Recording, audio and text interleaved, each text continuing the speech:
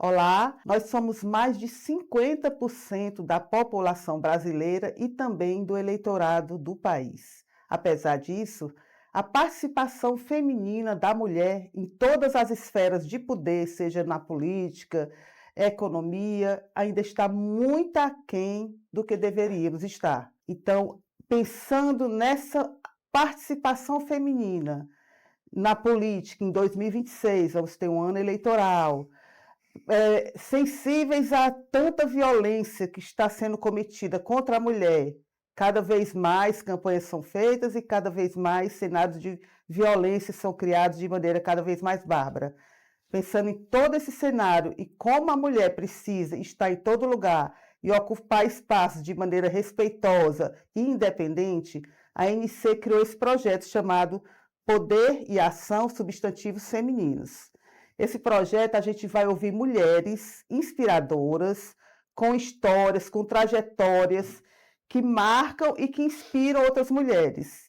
E para começar a primeira edição desse projeto, a gente convidou Tainá Marinho, é uma jovem engenheira civil, de família política e primeira-dama da Assembleia Legislativa do Estado do Ceará. Bem-vinda, Tainá.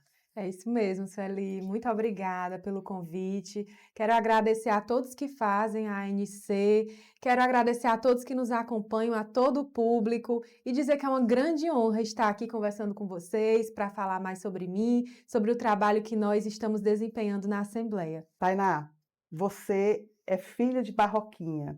Com muito orgulho. Eu vi um pouco da sua história, você menina, com 9 anos, saiu da sua casa, seu pai, de sua mãe, veio estudar na capital. Me conta um pouco essa trajetória da Tainá menina, a Tainá engenheira e a Tainá que você é hoje. Foi uma fase muito difícil sair de casa tão cedo, com o coração cheio de saudade dos meus pais, mas com muitos sonhos, né? E sonhos também que vinham dos meus pais, porque eles tinham essa preocupação de entregar as melhores oportunidades, de me oferecer a melhor educação para mim e para as minhas irmãs. Então, com muito esforço, nós fomos estudar fora. E hoje eu olho para trás e vejo que isso foi realmente uma coisa que fez muita diferença na minha vida, porque acrescentou bastante coisa na minha formação, ter essa vivência de alguém que saiu do interior, com todas as dificuldades, para poder ter acesso a uma escola de ensino médio que me deixasse competitiva para o vestibular, para poder ter acesso a uma universidade. Então, eu olho para trás e vejo como é bom a gente ter políticas públicas hoje de educação que interiorizam isso, que levam a universidade para mais perto das pessoas do interior, que levam esse pré-vestibular, como a gente faz na Assembleia, através do alcance, formando turmas com os melhores professores aqui de Fortaleza, que assistem às aulas de lá remotamente, para ter uma boa nota no Enem, para ser competitivo e escolher o curso que quiser. Então, ter passado por essa experiência de sair de casa para ter as boas oportunidades que hoje, graças a Deus, muitos jovens estão encontrando sem precisar sair de casa é algo que me motiva a trabalhar ainda mais, porque mostra o resultado das políticas públicas hoje e que há 25 anos atrás, quando foi a minha vez de passar por essa etapa, por essa fase, eu não tive. Então, eu fico muito feliz de ver que tudo isso aconteceu e sinto que, como alguém que vem do interior, eu tenho a responsabilidade de trabalhar cada vez mais para a gente avançar nesse sentido. Pois é, você falando aí de pouco mais de 2 décadas, da Tainá que saiu de Barroquinha, um município pequeno, sem oportunidades, que assim como Barroquinha era a realidade de quase os 183 municípios, eu tirando a capital, né? Então, esse era o caminho natural para quem tinha condições. Mandar um filho, a filha para a cidade grande, para a capital, para que ela tivesse oportunidade de estudar. Nessas 2 décadas da Tainá, que saiu de Barroquinha para a Tainá, que é hoje, as pessoas, graças a Deus, através de políticas públicas que entenderam que é através da educação que acontece a verdadeira transformação. Então, hoje, você faz parte de um projeto que compreendeu que levando uma escola de qualidade e uma escola universalizada em todos os municípios, ali está a oportunidade de formar um jovem e oferecer oportunidades reais de formação, de capacitação. Como é que você vê tudo isso aí? De fazer parte desse projeto e de estar junto com esse projeto, construindo uma realidade diferente. Sueli, eu fico muito feliz de ver que nós já estamos colhendo esses frutos que vêm de sementes que foram plantadas por essa sucessão de bons governadores que nós tivemos no nosso estado, que investiram em educação, como o nosso senador Cid Gomes, ministro Camilo Santana e a nossa querida ex-governadora Isolda Sela, um nome de peso que é uma referência na educação nacional. E agora aperfeiçoando todo esse trabalho através da universalização das escolas integrais com o nosso governador Elmano de Freitas e com o apoio dos nossos deputados e do nosso presidente da Assembleia, Romeu Aldigueri. Na a Assembleia Legislativa, como a senhora já falou aí, tem feito um trabalho importante, que é a preparação desses jovens para o Enem.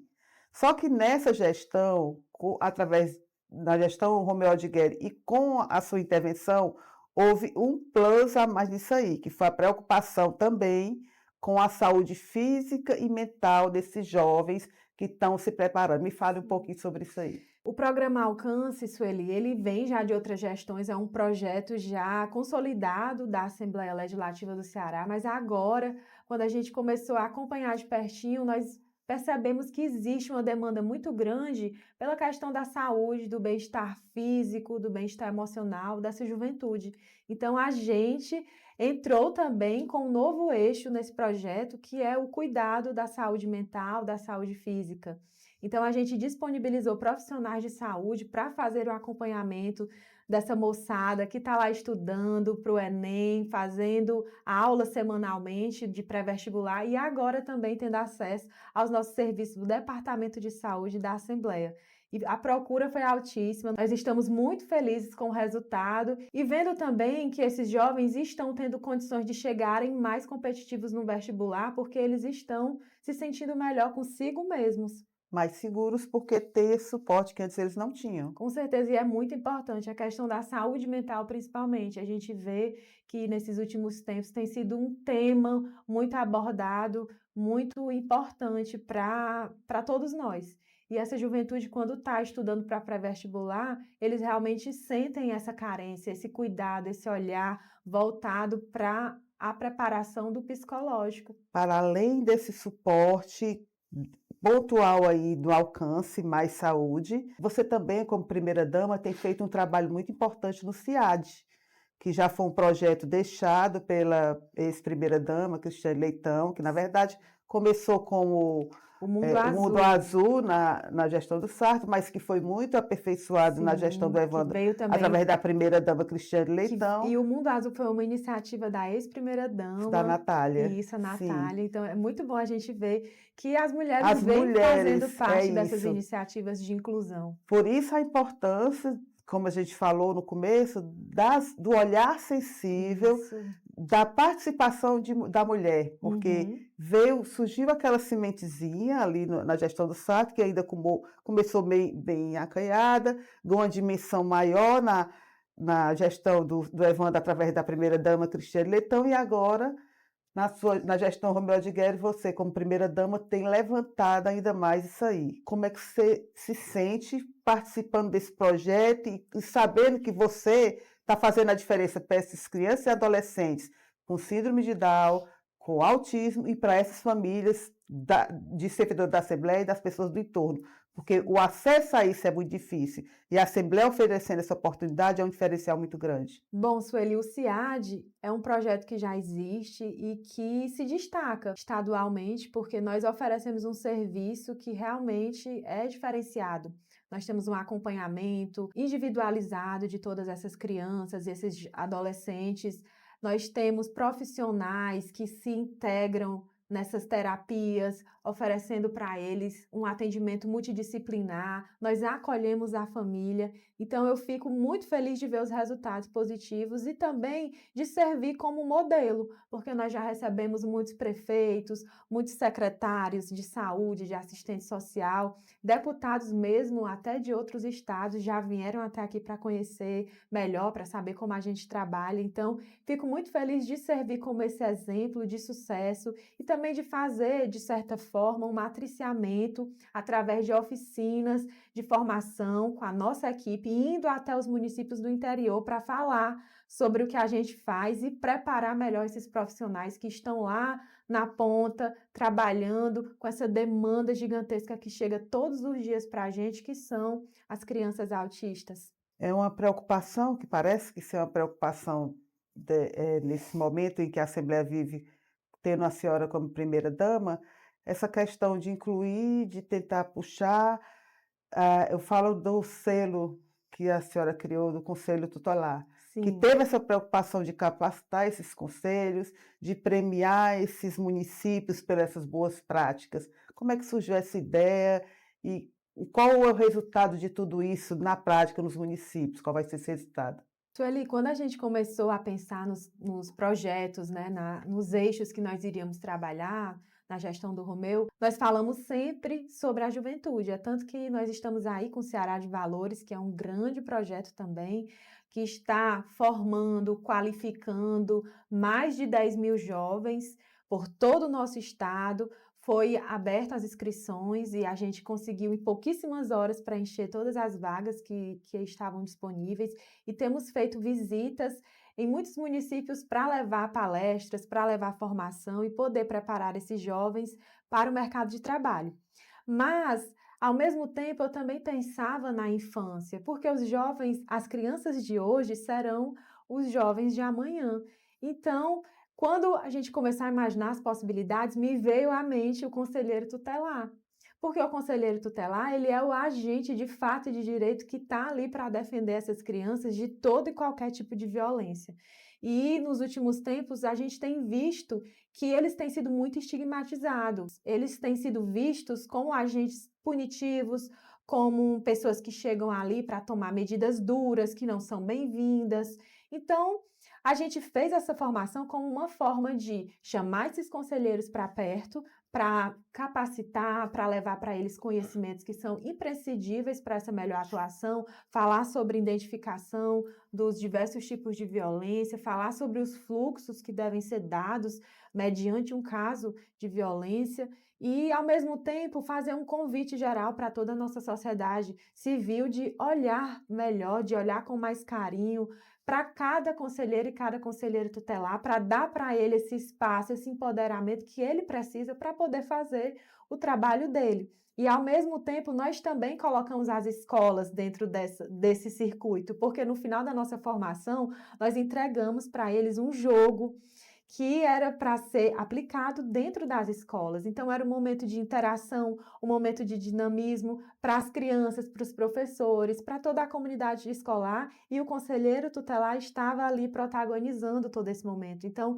foi muito bom promover para eles, levar mais autoestima e fazer também com que as nossas crianças sejam mais protegidas, garantindo os direitos de todas as nossas crianças e da nossa juventude. É porque esse papel do conselheiro, como a senhora mesmo falou aí, ele é importante demais, porque ele está ali perto, ele, então, assim, ele é o primeiro que protege aquela criança que está precisando daquele momento. Então, capacitar e dizer, ó, nós estamos com você, isso é muito importante, né? Sim, com certeza. O conselheiro tutelar é quem tem mais condição de identificar a violência no seu estágio inicial. Então, a gente tem que prevenir para que ela não chegue a ser identificada só quando a criança está na delegacia, só quando a polícia entra em cena. A gente tem que tratar lá do começo, fazendo esse trabalho de conscientização, de prevenção. Falando em violência, cenário de violência, a senhora foi coautora de uma cartilha que fala sobre violência política de gênero. Sim. Como surgiu, existe uma procuradoria, existe já um trabalho na Assembleia. Como é que surgiu a ideia dessa cartilha? Sueli, eu acho importante falar que existem vários tipos de violência contra a mulher. E quando a gente fala especificamente da violência política de gênero, a gente está falando da violência que nós enfrentamos dentro do cenário político. E ano passado eu fui candidata a prefeita na minha cidade e pude sentir na pele alguns desafios que eu acredito que, se eu fosse um homem, eu não teria enfrentado.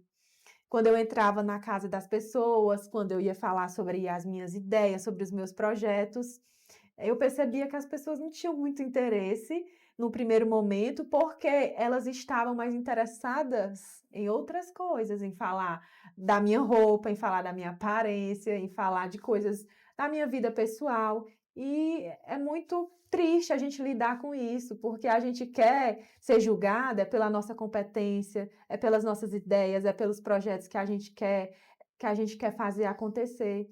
Então, nós mulheres enfrentamos essa barreira. A gente precisa estar ali mostrando para que viemos o tempo todo, porque as pessoas tendem a nos rotular. Eu lembrei Hum, de um caso, a senhora falando aí sobre essa violência política de gênero, um caso que aconteceu exatamente na Assembleia Legislativa. hum, Inclusive, a Assembleia Legislativa, esse caso foi o primeiro caso do Brasil que foi julgado e a pessoa condenada por violência política de gênero. sim. As deputadas Juliana E Larissa e Larissa Gaspar. Gaspar, todas do PT, Sim. fizeram um pronunciamento defendendo uma mulher que um Uhum. vereador de um município tal fez ofensas, e nessa defesa o vereador se voltou contra as deputadas, também passou a agredir as deputadas, entendeu? Assim, foi o primeiro caso do Brasil a que uma pessoa que praticou esse tipo de violência foi julgada e condenada, apesar de que eu acho que a pena é muito branda.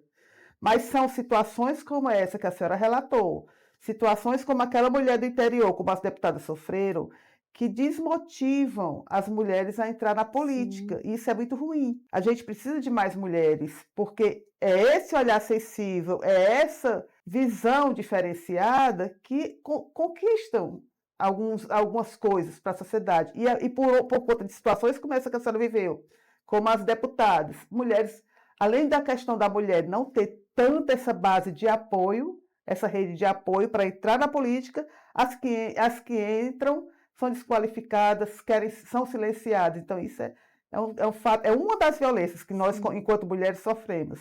É. Mas é a violência que exclui as mulheres desse cenário político. É tão absurdo que existe a cota política, a cota de gênero. É tão absurdo que essa cota, todo mundo fala que é 30% para as mulheres. Não é. A cota é 30% para qualquer um dos sexos. Mas a gente não consegue nem preencher esses 30% por mulheres. Você vê o absurdo da exclusão da mulher na política. Eu já li algumas coisas que falam sobre a eficiência da cota de gênero, né? E eu acho que a gente tem que se preocupar também mais com esse letramento das mulheres que estão entrando na política, que elas entrem com essa consciência de que nós estamos ali e que bom que já tem algumas, né, que estão tendo esse espaço garantido, mas nós precisamos brigar por muito mais. Nós precisamos avançar muito mais. E esse olhar não é só da mulher que está ali brigando para conseguir se eleger, ou da que já se elegeu e está ali na rotina do seu mandato, mas também esse olhar tem que vir da sociedade. A sociedade precisa entender que nós temos que ter mulheres no poder também, nesses espaços de poder, para que a gente tenha um debate mais rico, para que realmente a Assembleia tenha projetos que são plurais, que vejam o ponto de vista, que vejam o lado das outras pessoas. Eu já também vi alguns estudos que mostram que quando a gente tem mulher no parlamento, a gente tem um orçamento maior para a educação, para a saúde, para a área social. Eu não estou dizendo que a mulher fica restrita a essas pautas feministas, mas eu acho que sem mulheres a gente tem muito menos pautas feministas. Então, a gente sai ganhando quando a gente tem essa consciência de que nós precisamos ocupar esses espaços e a sociedade também tem a consciência de que nós precisamos de mulheres que ocupem esses espaços. Precisamos de mulheres ocupando esse espaço e precisamos de mais respeito às mulheres, porque um dos temas dessa nossa campanha, desse nosso projeto Poder e Ação, é a questão das diversas formas de violência. E a gente tem visto que, apesar de todas as campanhas, de todos os equipamentos, a violência não consegue diminuir.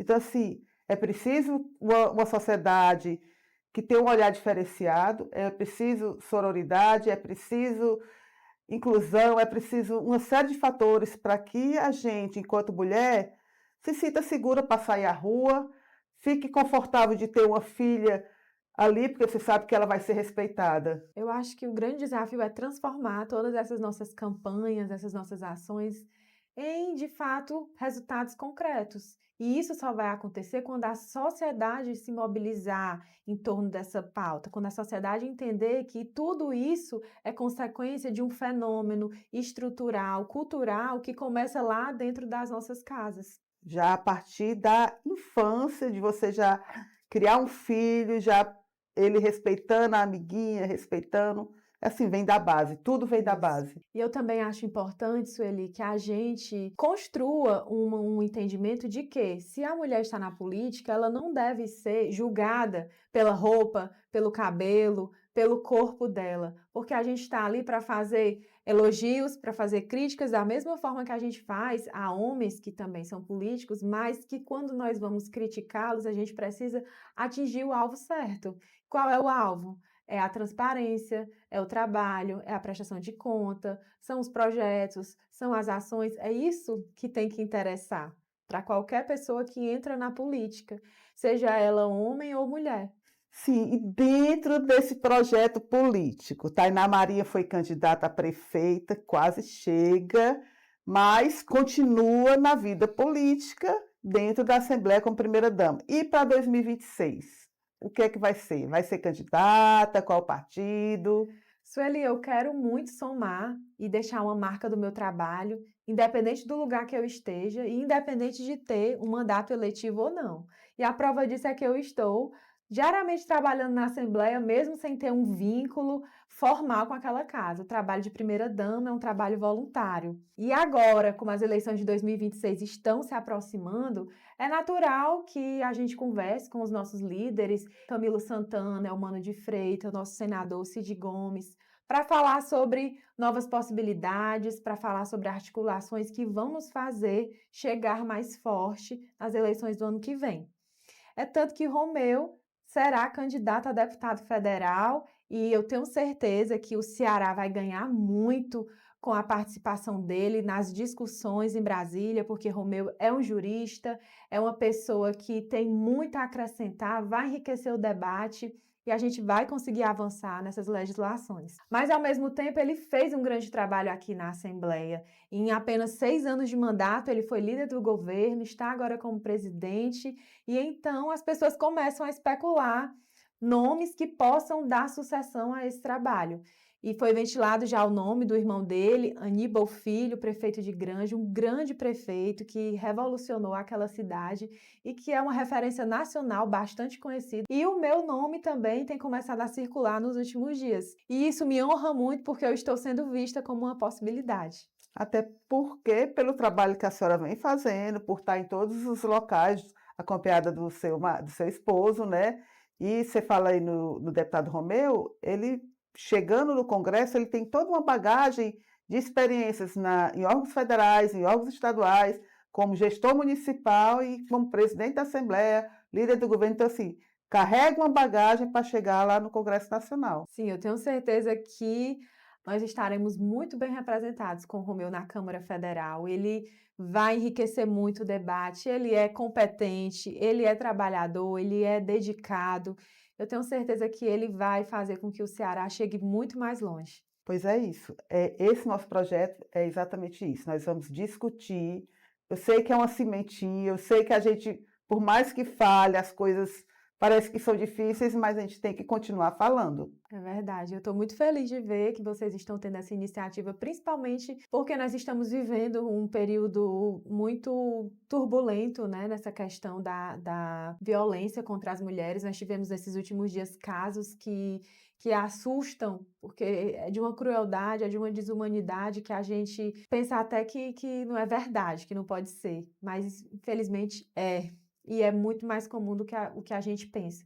Então, vocês aqui, enquanto imprensa, precisam falar assim sobre isso, mostrar para as pessoas e, ao mesmo tempo, fazer essa conscientização, esse trabalho, essa campanha, mostrando que as mulheres são competentes, sim, tão competentes quanto os homens e que elas precisam estar dentro desses espaços de poder, elas precisam fazer parte dessas decisões para que a gente realmente tenha políticas públicas eficientes, políticas públicas de qualidade, transversais, que pensam na educação, que pensam na saúde, que pensam no social, que pensam na economia, e a gente só vai conseguir chegar lá quando a gente tiver mais mulheres participando. Antes da despedida, eu quero que você me diga como as pessoas podem acompanhar mais seu trabalho, suas redes sociais. Mande um recado aí para todo mundo que está lhe ouvindo. Nós estamos no Facebook, estamos no Instagram, no TikTok, o meu arroba é Tainá Marinho, e eu quero ver todo mundo me seguindo lá para continuar acompanhando meu trabalho e me conhecendo melhor. Nós conversamos com Tainá Marinho, primeira-dama da Assembleia Legislativa,